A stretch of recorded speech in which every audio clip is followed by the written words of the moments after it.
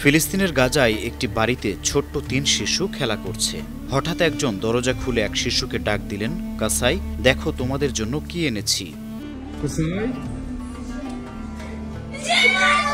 প্রথমে শিশুরা বুঝতে পারেনি, কিন্তু বুঝে ওঠার পর আনন্দে চিৎকার করে উঠল তারা।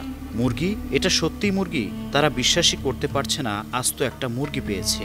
মুরগিটি হাতে নিয়ে আল্লাহ মহান বলে শুকরিয়া আদায় করতে লাগলো। আরেক শিশু তো আনন্দের সেজদায় পড়ে গেল।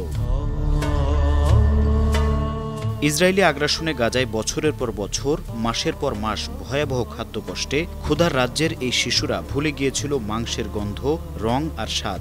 দিনের পর দিন শুধু রুটি আর পানি খেয়ে বেঁচেছে তারা। হঠাৎই মুরগি পাওয়ার আনন্দে চোখের পানি ধরে রাখতে পারেনি শিশুরা। তাদের এই আনন্দ বলে দিচ্ছে ধ্বংসপ্রাপ্ত গাজার মানুষ বেশি কিছু চায় না। এক টুকরো মুরগি পেলেই বিশ্ববাসীর কাছে কৃতজ্ঞ তারা।